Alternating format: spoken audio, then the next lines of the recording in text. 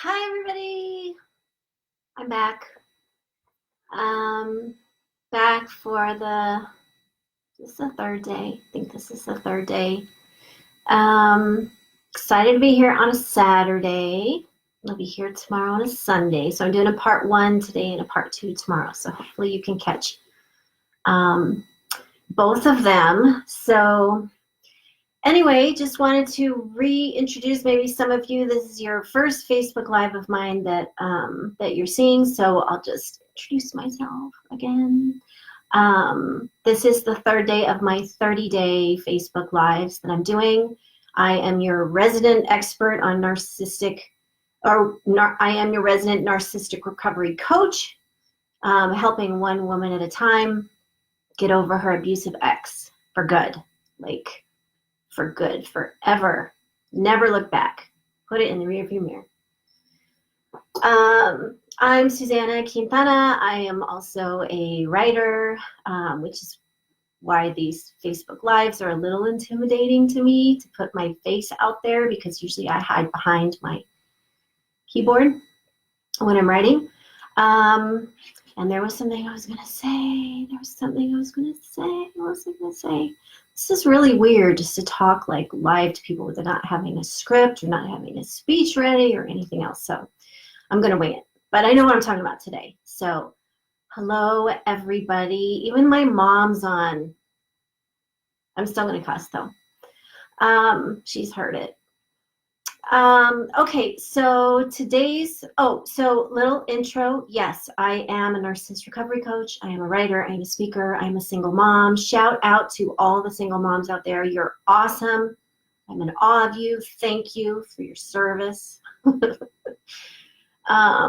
What you do is incredible.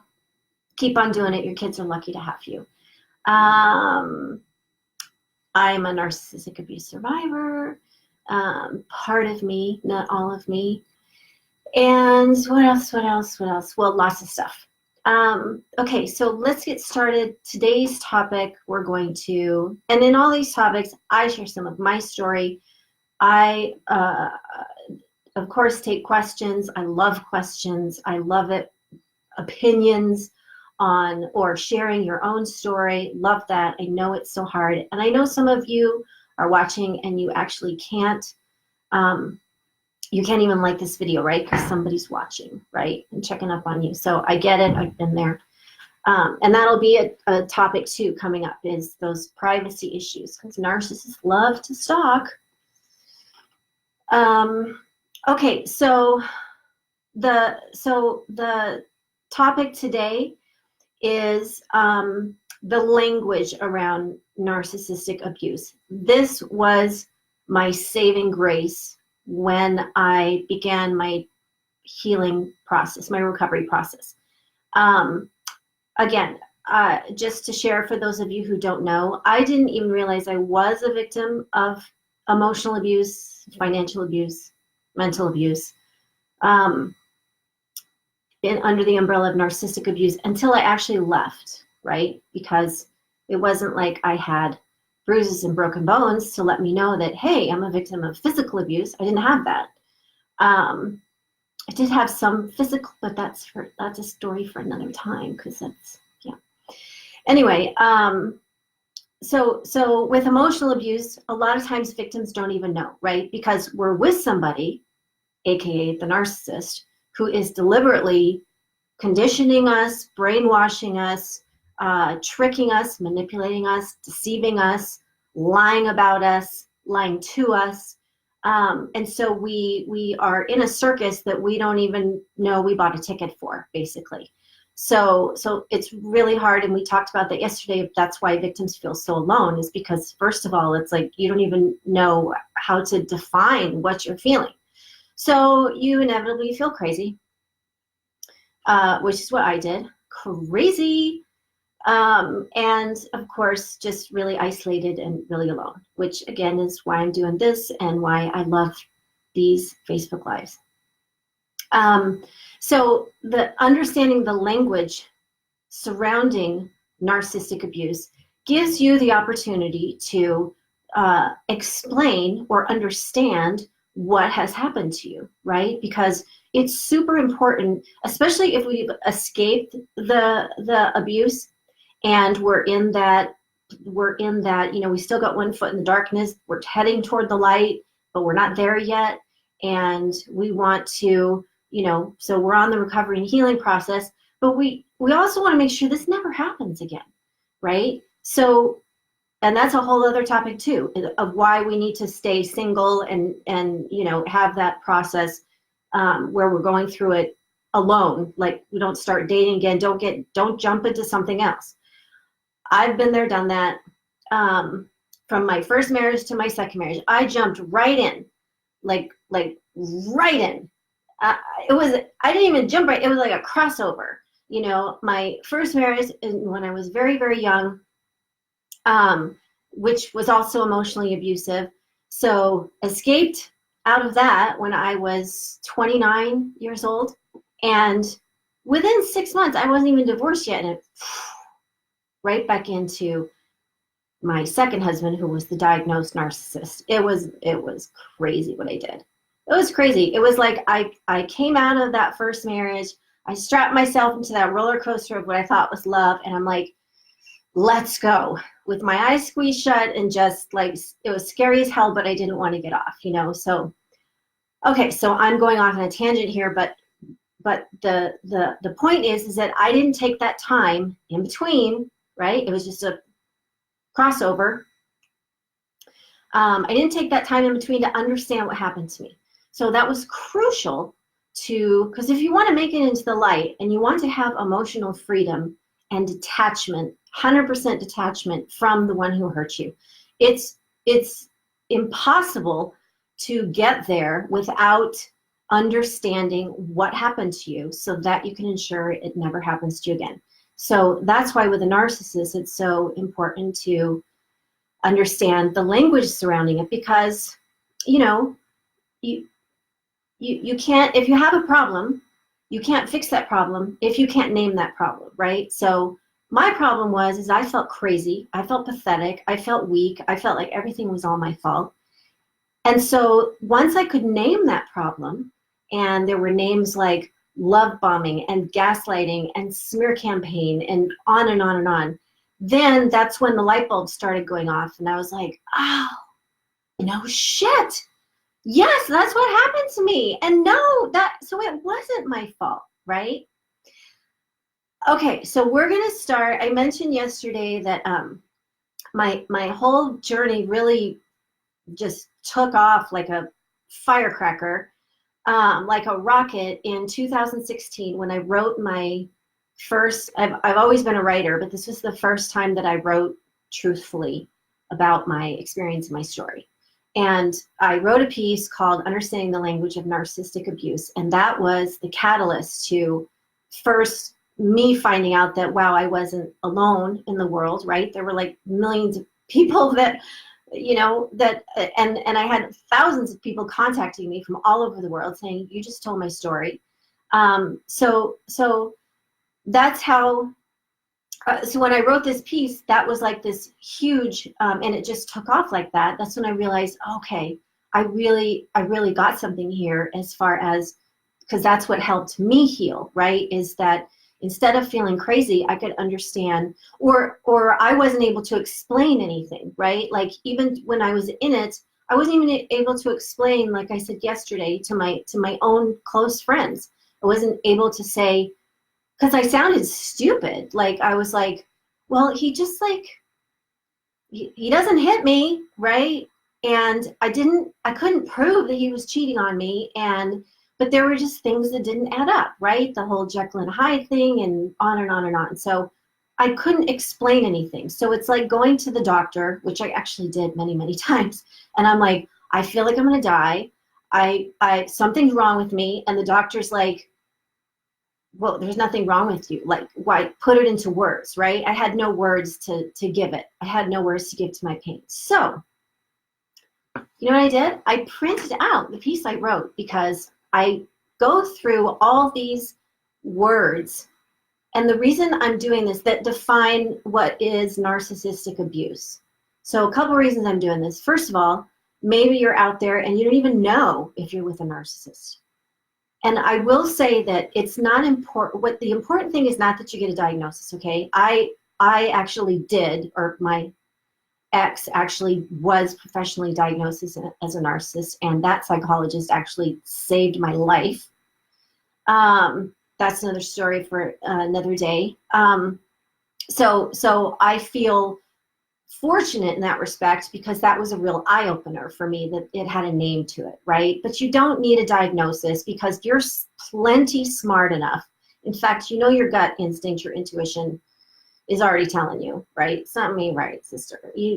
Right.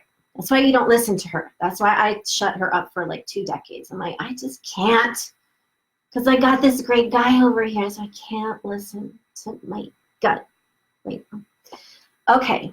So the language is really helpful. We're going to go, that's why there's part 1 today, part 2 tomorrow, because there's quite a few terms. And if you do have questions as I go through these terms, please put them in, because we have, like 30 minutes-ish today, whatever, or each Facebook Live. So we're going to start with the first one, which is the big one, which is why we get involved with a narcissist in the first place. Love bombing, right? So love bombing, when you first hear the term, you're almost like, is that really a bad thing? I mean, who doesn't want to get love bombed, right? It's kind of misleading, because there's no love involved, right? You think it's love that you're getting bombed with. So what I'm going to do is I'm going to share my definitions that, like I said, my piece of what love bombing is, and then we'll go into details and give you some examples. Yes, Annette Purdy, my woman. Trust your gut always. That'll save you. Save your ass. Okay, so love bombing, a manipulation tactic involving lavish demonstrations and constant bombardment of attention and affection in an attempt to gain control by moving the relationship forward quickly. Okay, so here's what that looks like. When I met my, what do I call him?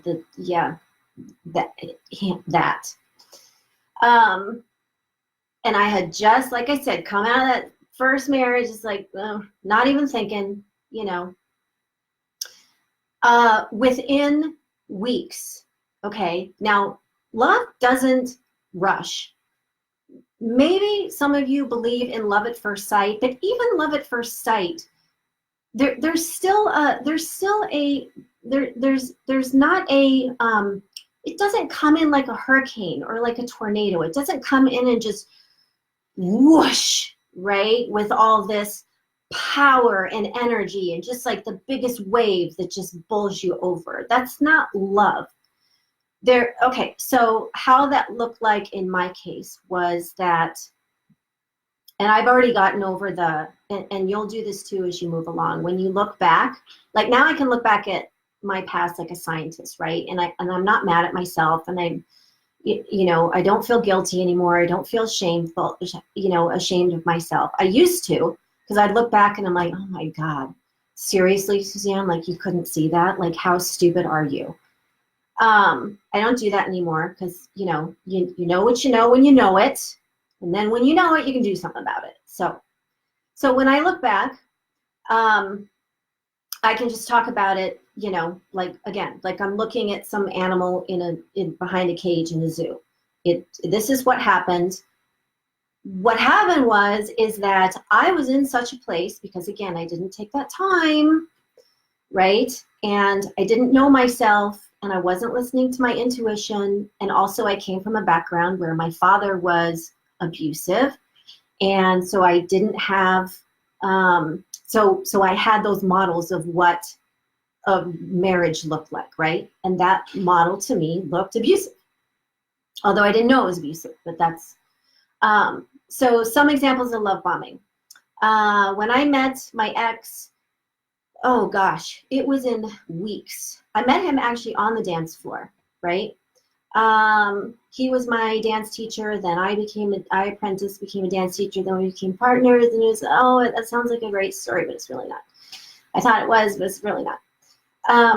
So within weeks, and he would like constantly like give me all this attention, and which was great for me at the time, because my first marriage was cold as ice. My first husband didn't believe in public affection. I don't know how you can not believe in it, because it doesn't exist. It's not like ghosts. But he didn't, so he wouldn't even hold my hand, right? So after 7 years with him, or whatever that was, I was dying. And I came from, obviously a father who, there is no affection, no I love yous, no nothing. So when my love bomber came in, right, it was like, and he was Latin, so I'm like, I got my Latin lover. This is what it's like. He was just showering me with attention and whatever else. And, now looking back, I know there was that voice, even though I was trying to shut her up inside. And she's like, this is weird. For example, like, we weren't even dating or anything. This was like weeks in. And he makes me this tape, and he says, I want you to listen to this on the way home from work. So I put it in my car, and we hadn't even known each other, like, I don't know, a month? I don't really know. And I put the tape in, and it's Bryan Adams, to make her feel like a woman. You know that song? Da, da, da, da, da. And then there was a line in it saying, when you can see your unborn children in her eyes. So we hadn't even dated yet. And he told me he could see his unborn children in my eyes. Okay, I actually must have had them in my eyes, because I had 2 children with them. Anyway, this was weird. Looking back, now that is not okay. That is love bombing. The other thing is that he moved the relationship along quickly. Like, we went from having that first kiss, in which when we were kissing, he wanted to like breathe my soul, because we were soulmates, and I was sent from somewhere, and he was sent from and I was sent to and it was all meant to be, and the universe was on our side, and all of that. This was like 2 months in, right? Like, who does that? But I was so desperate that my radar going off I was like, no, not listening, right? Because I found my Latin lover, and I deserve this.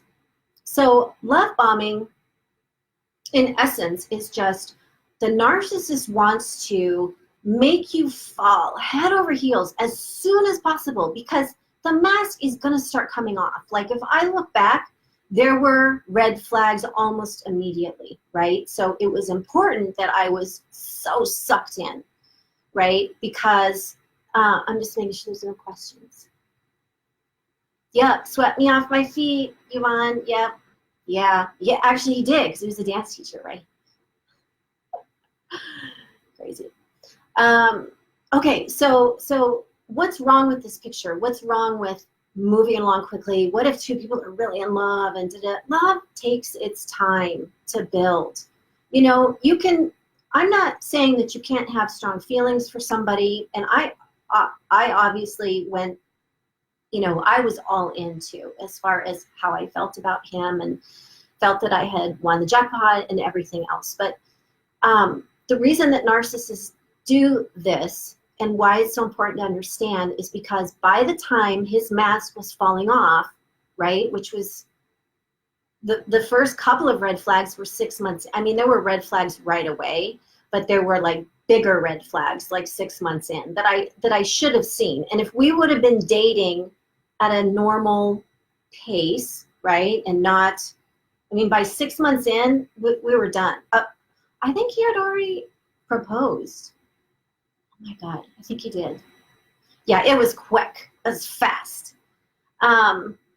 So the reason that they do that is, like I said, is that so when that mask starts coming off, you're like, you're so in love with them, and you trust them, right? And you think they're a good person, and you're operating from a belief system that you have that you're a good person, right? So I was a good person. I'm like, well, he's a good person, right? Because he's showing me how much he loves me. And the other thing that narcissists do is that they elevate you, right? They put you up on the pedestal, and everything that you're looking for in a partner, they are. It was crazy. Like, if I would have written down 20 traits of what I wanted my ideal man to be, Everyone, he checked them off, every single one. And I had never had somebody, and especially coming from the background that I did, where I was, you know, not valued, not appreciated, not respected by men, including my own father. So I was just starving for this kind of stuff. So what narcissists will do is they'll build you up, build you up, build you up. They'll learn, they'll get you to trust them and invest in them. And then what happens is when they've got you, right, that's when they start to, that's when their mask starts to slip. That's when they start to, that's when they start to show their true selves, just in pieces, right? They're not, it's not like the mask just comes off all of a sudden. I was in it for 16 years. And so that's what love bombing is. And again, that's not, I'm not saying that love bombing can't, it all sounds great. And the problem is that, you know, we grow up watching these, especially us women, right? We grow up watching all the movies and how the man comes in and sweeps you off your feet and it's all passion and da-da-da-da-da. So it's easy to get confused between, you know, thinking that this is love and not understanding that narcissists, when this love bombing, this is absolutely no different than a sexual predator grooming their next victim, right? There's no difference. It is grooming, right? And they're using love bombing to get you to open yourself up, trust, give them your heart, all of that. So if anybody, like I said, you can always ask me a question. I'm going to keep checking the comments. My puppy's sitting on my feet. Okay, the next, so grooming. Okay, so like I just mentioned, grooming, no different from any kind of predator. Like my ex was a sexual predator as well. Like he groomed specifically, which was the catalyst for me leaving. Another story, time. But so grooming is a calculated and predatory act. The reason it's important to understand this is because you have to understand this is on purpose. They know what they're doing, right? Of maneuvering a person into a more dependent and isolated position by claiming a special connection, where they are more vulnerable to accepting future abusive behavior. This is classic in my case, right? You know, claiming that he used to always say that I saved him, right? Because I kept finding out stuff about his past, right? That I'm like, oh, that's not good. And he would always tell me, he's like, but that I wasn't a good man until you came along, Susanna. You saved me. You saved my life. You're the one that makes me a better man. So I was like, damn, I must have done something, or I'm being paid back. I'm being rewarded for all the shit I had to go through with my father and first husband, right? So that's the grooming that he did, right? Is that he made me believe that I had saved him from all his bad antics and behavior of the past, you know? The funny thing is that he's always had the bad behavior, like since the day I met him, right? And it wasn't like I actually, if I would have thought logically about it, you know, it wasn't like I had changed him, because he was still doing bad behavior, but he would chalk it off as, oh, I didn't know, or, oh, I made a mistake, and thank you so much for bringing that to my attention, and I'm so sorry, and I'm so embarrassed, and that was really inappropriate of me, and I can't believe sometimes. I was a smart girl, okay? I got like B's and C's in high school. But anyway, the point is I thought I was a really smart girl. I can't believe I fell for this shit. But I'm not blaming myself at all. I got over that. I used to blame myself. Okay. So another, hi Annette. So Annette is sharing that her ex waited several months just being her friend while they were both dating other people, but as soon as her relationship ended, he swooped in and love bombed her. and her hindsight PhD, which, yes, we both, me and Annette, we have PhDs in hindsight. And you will too, once you get to that place where you're like, damn, I'm so smart now. Yes, that he was just doing recon on your heart. Yes, yeah. But you don't see it when you're in it. Now, one of the reasons that we don't, so here's another term that you may have already heard, because this is a big term nowadays that's going around a lot, is empath. One of the narcissists love empaths, okay? Love them. Like that, that's, they're emotional vampires, and the empaths are full of the blood they love to suck, right? Does that make sense? Yeah, so an empath is a highly sensitive and empathetic person who feels and often takes on the emotions of others, often at the expense of their own emotional well-being. I am a total empath, but if you don't know you're one, so let me give you an example of especially one quality of an empath is that we are really empathetic, right? We're very compassionate, which means we're very forgiving. We tend to want to, if somebody's in pain, we want to help, even if that's at the expense of our well-being, right? So that's a dangerous combination. A narcissist who's love bombing and an empath who loves and who, you know, just has all this forgiveness and patience and understanding of the world. Like I had endless supply of it, of forgiveness and compassion and empathy for him, because I had to, right? Otherwise, I would have had to look at all these red flags, right? Like, because things would pop up and I'm like, okay, I'll be understanding, I'll forgive, he made a mistake, that was inappropriate, he didn't mean to, oh my God, I had like so many excuses I had like a little black book of excuses for him. So the other thing that's a dangerous combination is that's beneficial to the narcissist, obviously, and what they look for in empaths, is that I was still had the belief in the world that everybody was inherently good, okay? Maybe some of you are still there. This was like learning that Santa Claus didn't exist. And my 16-year-old is not here, so I can say that out loud, but don't tell him.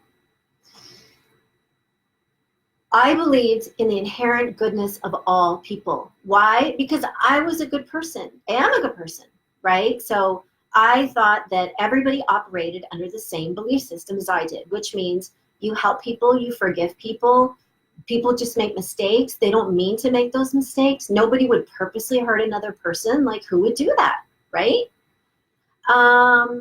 Big mistake, big. So the reason is because narcissists use that with empaths to get away with what they do, right? And then in a sense, we end up enabling our own abuse. Not because we know we're doing it and there's no fault on our part. That's not what I'm saying. But we end up enabling it to continue because we're, again, in that belief system that, well, he's deep down, he's a good person. I did this for 16 years. Even my friends did this. Even to the point where it got ridiculous, like toward the end where, you know, where he's, oh my God, it's like a Jerry Springer show, where he's like grooming teenage girls, immigrant girls who came here to work.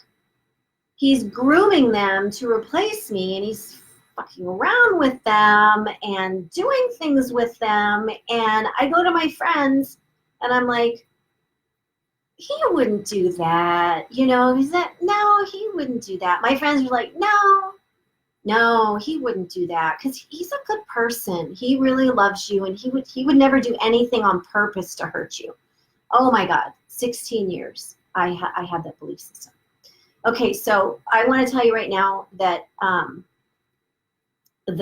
that's going to cause you trouble, right? Now, this doesn't mean you have to be cynical. Like, I'm not cynical, but the fact is that most people in the world are inherently good, right? Most people, but not all people. Not all people, right? I have seen the devil. In fact, I think the devil would be easier to deal with, to be honest, than a narcissist. Because at least you know what to expect with the devil, right? You know what you're getting. You know to pack light and bring a swimsuit where you're going. You know. So it's really important to understand that, because once you know, if you're going into new relationships, or you just want to ensure that you avoid the same, or that you don't want to get into an abusive relationship in the future, you need to know this, right? Right. When you think about it, it's just logic, right? Like, I don't even know why I thought that of people, because if I'm walking in a dark parking garage and there's some skulking male shadow over there who's kind of following me, I don't think he's up to all good, right? I'm like, I need to get the hell out of here, right? Because he's not inherently good, right? So I don't even know why I believe that about everybody. Anyway, that's a key piece of advice I can give you today. It's just understanding and coming, you know, and doing that with an open heart. And it's not a great thing to realize, you know, there are a lot of, I see it as another balloon that's popped of my illusions, right? That all people are good. So, okay, I want to look at the comments. It's hard to talk and read. Yes, Debbie, I just hit on that yesterday about re-traumatizing by therapists, but I will definitely, that will be another topic. See, I have all sorts of topics. We have like 27 days left, guys and gals. Yes, so Laura, or Lara, she's saying that, you know, she had that belief that everyone is inherently good, and how traumatic it was to lose that belief. And now she feels like she's going the other way. Okay, any advice? Yes, I have advice. So think of it like two extremes, okay? Here's the extreme where everybody's good, and we're just, you know, we're just whistling Pollyannas as we walk down, and, you know, no one's ever going to hurt us, and blah, blah, blah. That's one extreme. Here's the other extreme where, you know, and I've seen women do this, where it's like, I hate men. I'm never dating again. I'm never going to trust anybody again, right? It's understandable that you'd get to that extreme, right? Totally understandable. So making sure that, first of all, understanding that what happened to you by this one person, you know, that hurt you, this is one person, right? So we don't want to generalize about, just like you wouldn't want to generalize about any group in anything in the world, no matter what the subject is, right? If you have one person, you know, so I'll use my case as an example, is I can't tell you how many times after I left, I still to this day get comments like, oh my God, you must hate men, or you must never want to go there again. And I'm like, why on earth would I think like that? That was just that one guy, and I know who he is. So no, I'll never get, you know, I'm not going back there. And I know what to look for, because I know there's other types of people out there like that. But in and around all that, here's what I've learned. So I've spent the majority of my life around abusive, self-serving men, right? Husbands, father, examples around me, the majority of examples around me.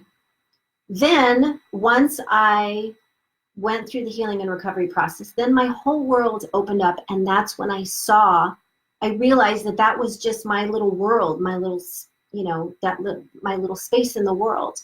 So what opened up for me was all these examples of fantastic love and trust and compassion and great marriages and great relationships and great men. And, you know, it's out there. The beauty in the world is way more overwhelming than the ugliness of the abuse that we suffer, if that makes sense. So, so that would be my advice to you, is to remember that your experience was in this space, right? And there's a much more beautiful space out there for you to come and be a part of it, right? But if we close our hearts, like we just refuse to trust anymore, or we decide we're going to hate men now, or whatever it is, we're closing a door, right? So nobody can walk in the door because it's closed, right?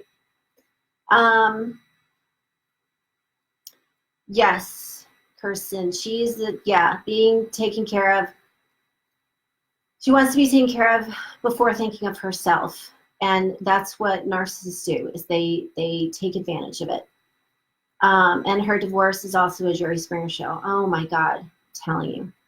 I wish, I was just telling a woman I work with yesterday, I wish that that whole process, I would have had a reality show. I wish cameras would have been following me around, because I would have made so much money.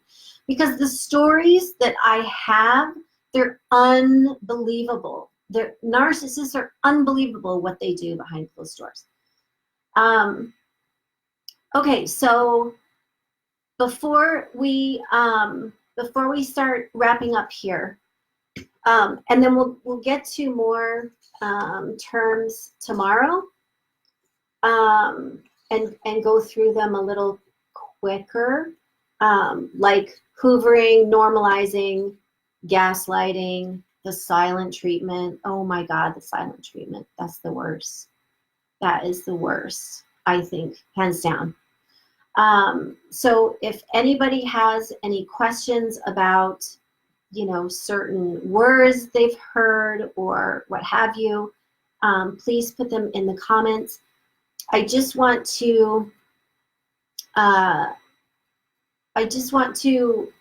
bring up a couple of things. First of all, so I go around with, a lot of you know Chris Godinez, who is the narcissist expert. And I am going to, you know what I'm going to do? I'm going to put her YouTube channel. If I can do this. Oh, this is crazy. Technology is crazy. So I'm going to put her YouTube channel in the comments. I think I can do that.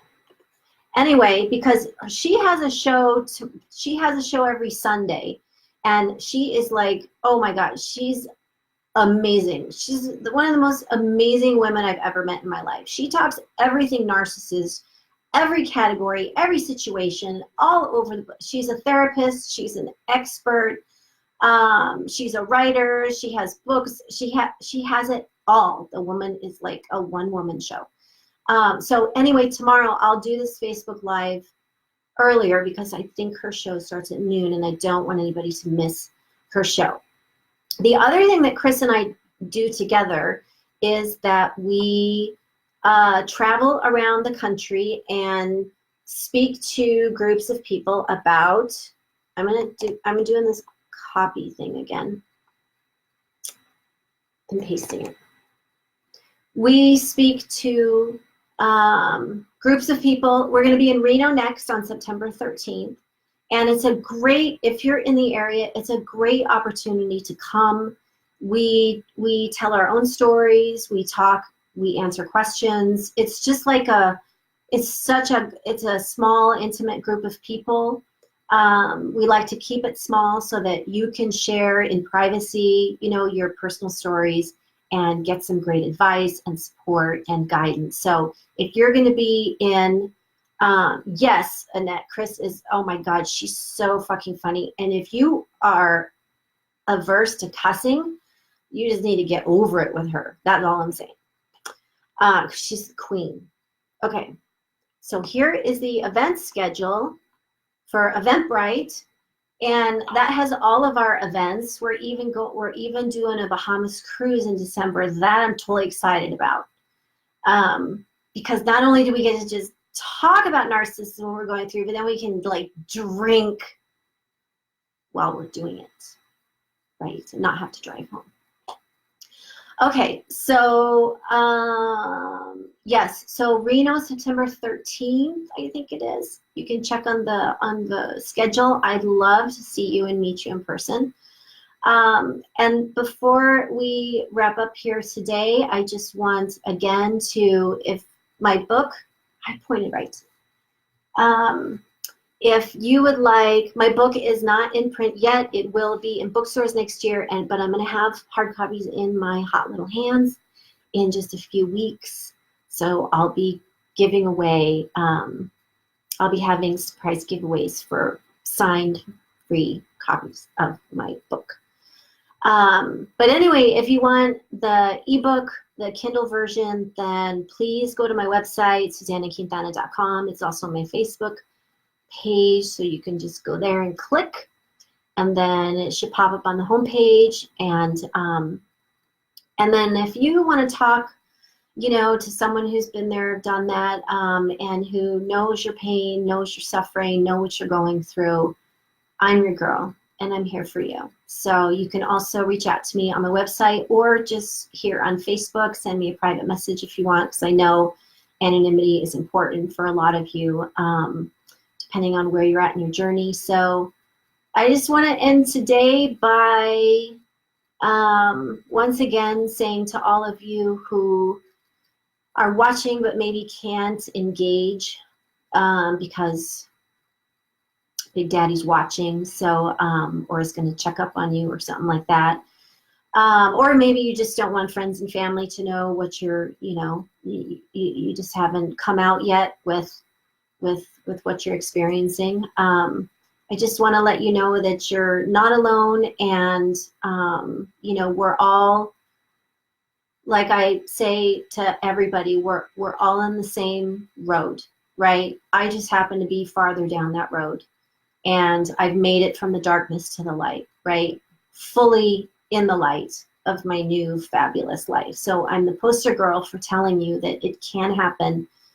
I don't care how old you are. This happened to me when I was 45, and I thought my life was over and I had no hope left in the world. And I was this close to just resigning myself to, this is as good as it's going to get. I'm just going to, you know, suck it up, buttercup, and put up with it. So I am here to show that, you know, you can do it too. You can get out, and you deserve to get out, because we're done. We're done with narcissists. Let's expose them all. We need to out them. We need to quit protecting them, keeping our secrets and whatever else. Let's just out them all. You know, it's like if you see one roach, you know there's 50 more in the wall. So let's just bust open that wall, right? Let them all come out, raid the shit out of them, and then let's get done, right? Let's move on. We got better things to do. We have lives to live, right? Lives to enjoy. Okay, love to all of you out there, especially you who are hurting.